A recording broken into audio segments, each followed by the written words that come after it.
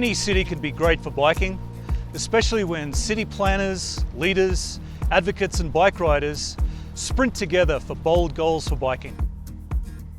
I'm Rod Judd with PeopleForBikes, a US bicycle advocacy organization. My colleagues and I work tirelessly to make sure biking is the best for everyone across the country. Sprint isn't just a funny bike pun, it's a guide that communities can use to make bicycling better, safer, and more fun. So what is it?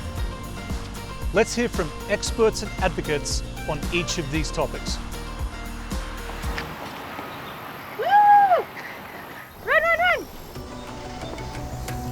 Great job. I'm Mona. Slower speeds on city streets is an easy way for communities to both improve their city's city rating score and make biking safer and more accessible for riders.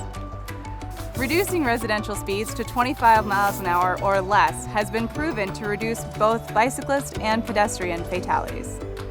Additionally, when speeds are lowered, it's easier for people to choose other options than driving.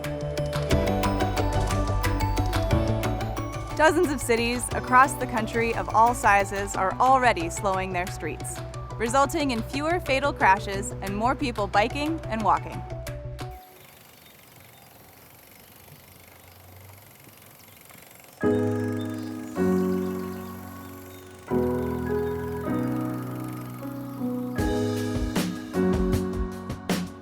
Protected bike lanes are a key component in the sprint strategy and maybe the most obvious. These lanes provide physical separation for motor vehicles.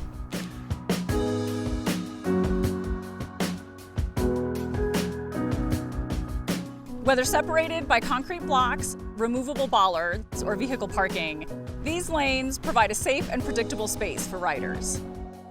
Cities should prioritize protected bike lanes over painted bike lanes because paint won't stop a driver from veering their car or truck into the bike lane. Protected bike lanes are one of the best ways to organize our streets, and they increase safety for everyone. VIP access, so when we go to Kentucky, we'll see you in Kentucky. Okay. One way that communities can prioritize the people that live in them over the vehicles that drive through them is by reallocating road space.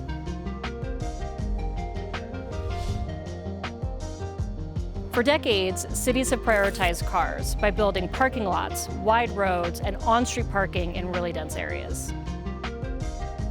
Now, city leaders all over the country are reallocating space to make sure that bicyclists, pedestrians, and vehicles can share the road safely.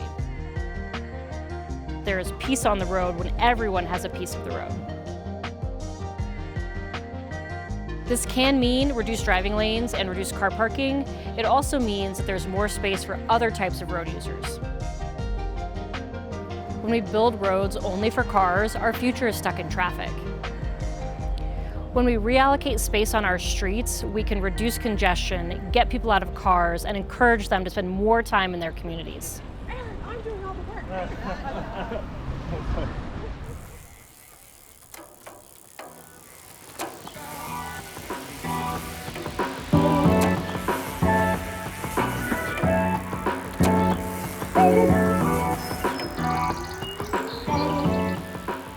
Why do intersections matter for cyclists?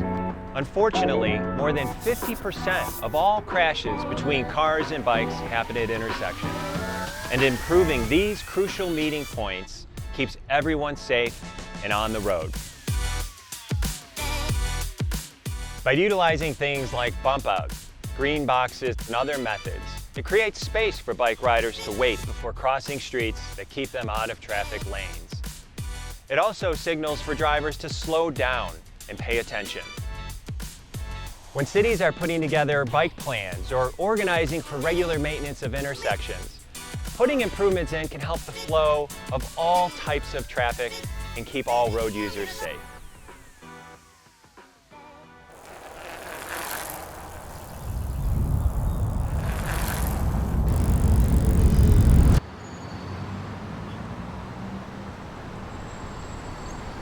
Have you ever been riding on a nice bike lane only to have it dump you out into traffic on a busy street?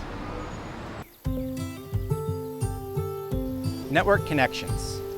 Tying the loose ends of bike lanes across cities and towns together, especially across busy streets or natural barriers like bridges, creates access for residents.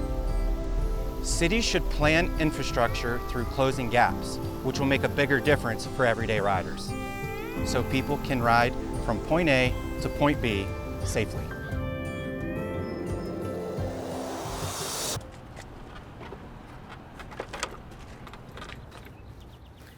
Sprint is a toolkit that cities can use to help make their communities great for bikes. But how do we know if these tactics are working?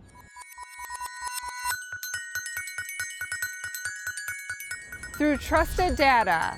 There's that old adage, you can't improve what you don't measure, and it's true even in building better bike networks. Cities should maintain and make public an up-to-date inventory of the location, type, and quality of bike lanes and upcoming projects for them to add to this inventory. The PeopleForBikes City Rating Program uses this information to rate the network on a 0 to 100 scale so that they measure progress over time. Combined with data like bike counts, equity indexes, community surveys, and crash data, this inventory can help cities plan and design future projects for maximum benefit.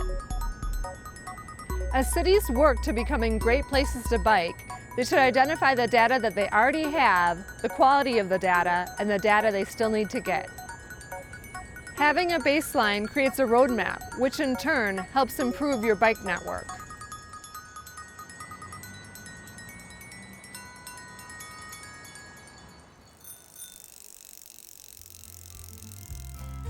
Now you have it. Sprint offers 6 key lessons on how any city can be great for bicycling. Slower streets, protected infrastructure, reallocated road space, improved intersections, network connections, and trusted data. Together, these provide a framework for city leaders, planners, and you to help us build great places to bike. Do you want fun, safe, connected bike networks? Learn more at PeopleForBikes.org.